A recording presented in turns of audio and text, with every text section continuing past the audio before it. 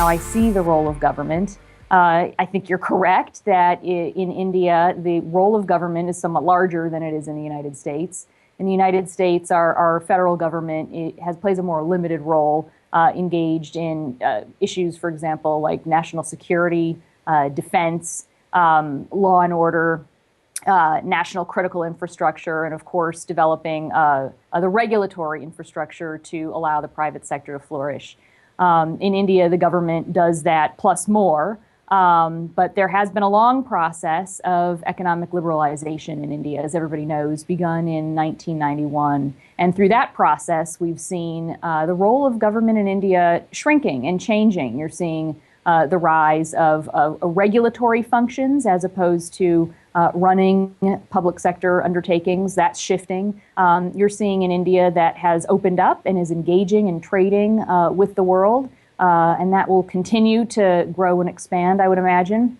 But the other aspect of India's economic liberalization has been the gradual change in reducing red tape, in reducing what people call the license permit Raj, and in focusing on disinvesting.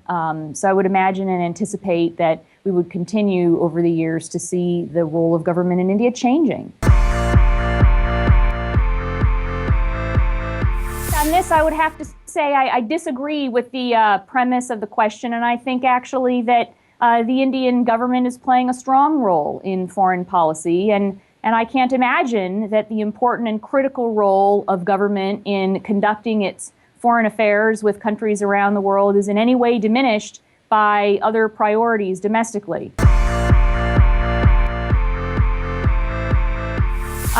Since my experiences in foreign policy and not in domestic policy, I thought what I could try to do is draw from those experiences. I'll be able to give some examples later as well. But, you know, there are ways that government can be part of the solution, very much so in foreign policy, in helping to expand and engage with other countries and in helping to develop other constituencies to support that engagement.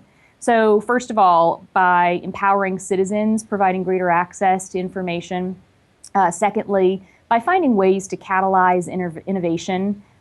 Third, by finding ways to leverage government contributions with each other through public-private partnerships and bringing in other partners for specific initiatives.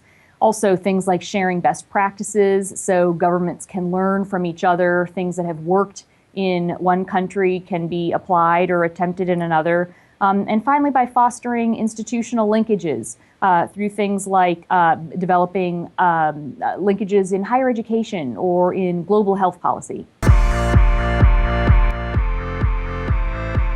Delighted to be able to share a few examples of ways that the U.S. government and the government of India have worked together in some pretty creative initiatives over the course of the last several years. On the topic, for example, of empowering citizens or providing access to information, something that's important to the U.S. government and, of course, to the government of India as well. We jointly developed together an open government platform. That's an open source software platform that U.S. technical experts and Indian government technical experts worked on together remotely using information technology tools of collaboration. It's one type of a collaboration where government has been part of a solution. Let me give you another example, something that I think is really important, and I'm not sure that people are aware of the great work that has been going on together between the government of India and the government of the United States in trying to catalyze innovation. So we have a joint clean energy initiative that's called the Partnership to Advance Clean Energy.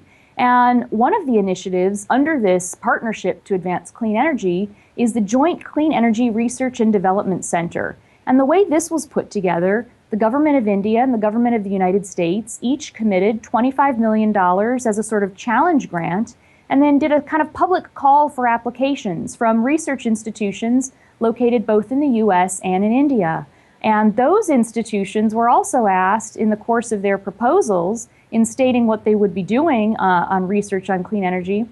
They were also asked to commit resources of their own. We have something that we call a triangular partnership where the US and India are jointly supporting educational training for agriculturalists from Kenya, Malawi, and Liberia. They've been able to attend some of India's great agricultural extension institutions and learn in that way. And the U.S. has helped support that process, and we've embarked on this jointly together. So I think those are some different types of examples of ways that government can think about its own role, help spur creativity, provide greater access to citizens so they can be educated about what their own governments are doing, and finally ways that government can leverage the interest and engagement of partners outside government to do new and innovative things.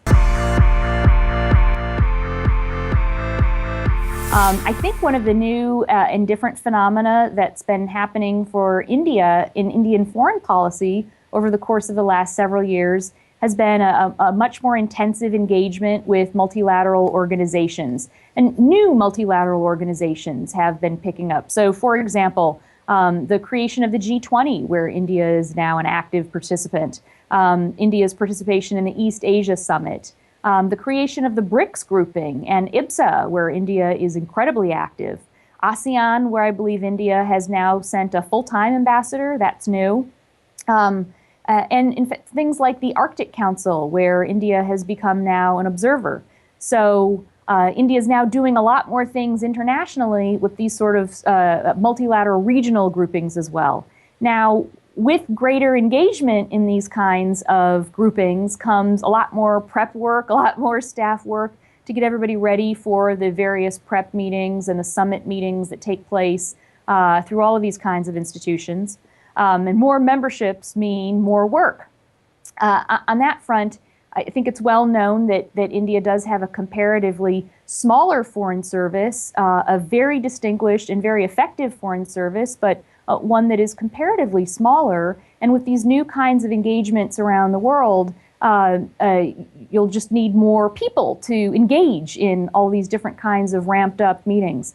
Now, my understanding, of course, is that the Indian Foreign Service is in the process of slowly growing its size, and so that's going to continue to grow. And so for those reasons, the combination of the growing Indian Foreign Service and the growing participation of India in these kinds of multilateral organizations around the world, I would definitely anticipate, and I would hope to see increased engagement and participation of India around the world in these kinds of fora.